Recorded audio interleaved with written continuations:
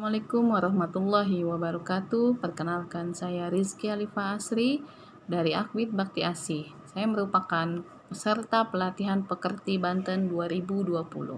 Kali ini saya akan menyampaikan analisis tentang materi yang disampaikan oleh Dr. Syihabuddin MSI, yaitu tentang teori belajar dan motivasi belajar.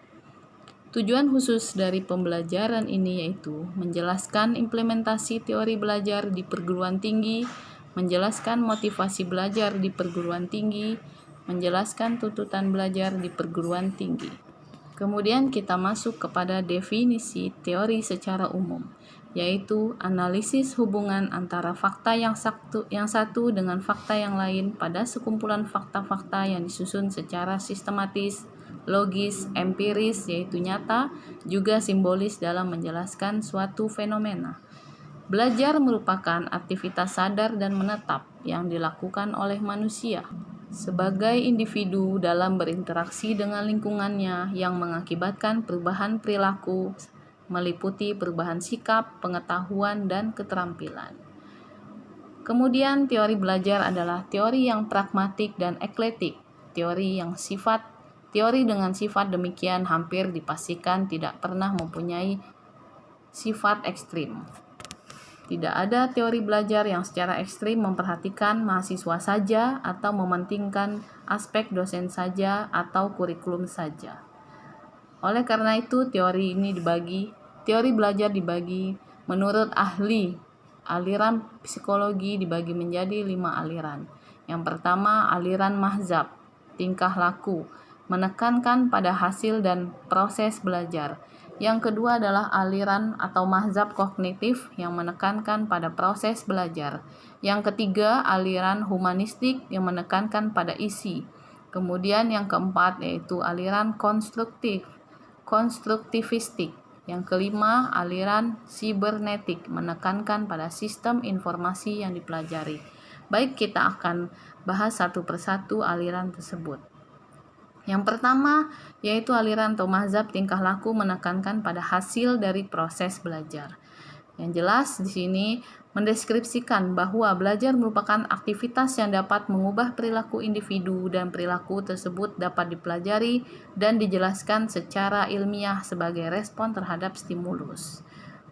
Kemudian aplikasi dalam PBM meliputi menentukan tujuan instruksional, menganalisis lingkungan kelas, menentukan materi pembelajaran, menyajikan materi pembelajaran, memberikan stimulus berupa pertanyaan, tes, latihan, dan tugas-tugas.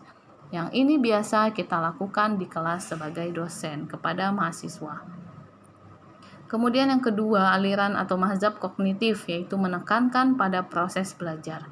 Merupakan salah satu aliran yang mendeskripsikan bahwa belajar merupakan proses berpikir di balik tingkah laku yang terjadi atau perubahan persepsi dan pemahaman. Yang ketiga yaitu aliran atau mazhab humanistik yang menekankan pada isi apa yang dipelajari. Aliran ini merupakan aliran yang belajar yang mendeskripsikan bahwa belajar merupakan usaha untuk memanusiakan manusia. Proses belajar dianggap berhasil jika mahasiswa memahami lingkungannya dan dirinya sendiri. Aplikasinya dalam proses PBM yaitu dalam prakteknya cenderung mendorong mahasiswa untuk berpikir induktif, yaitu dari contoh ke konsep, dari konkret ke abstrak, dari khusus ke umum. Dapat aplikasinya yaitu menentukan tujuan instruksional, menentukan materi pembelajaran, dan mengidentifikasi entry behavior. Kemudian aliran konstruktivistik merupakan aliran belajar yang mendeskripsikan bahwa belajar merupakan proses di mana mahasiswa secara aktif mengkonstruksi atau membangun pengetahuan, gagasan, atau konsep baru didasarkan pada atas pengetahuan awal yang telah dimilikinya. Yang kelima yaitu aliran atau mazhab sibernetik. Belajar adalah pengolahan informasi. Sistem informasi menentukan terjadinya proses belajar. kritik lebih menekankan pada sistem informasi, kurang memperhatikan bagaimana proses belajar berlangsung, yaitu sulit dipraktekkan. Aplikasinya yaitu kita menentukan pendekatan belajar yang sesuai dengan sistem informasi, menyusun materi dalam urutan yang sesuai, menyajikan materi dan membimbing mahasiswa belajar dengan pola yang sesuai. Nah, ini adalah teori dan penerapan pembelajarannya. Teori belajar, kemudian teori instruksional dan penerapan dalam PBM, dan itu kita dapat menggunakan 5 teori aliran mazhab atau mazhab tadi.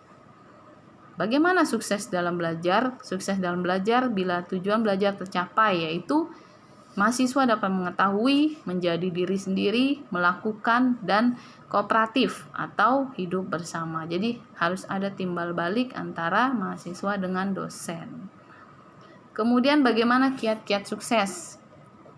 Ya, mahasiswa harus atau orang tersebut harus mempunyai tujuan atau cita-cita, mempunyai kedisiplinan, konsistensi, pengetahuan, keyakinan, tindakan, sehat jasmani dan rohani.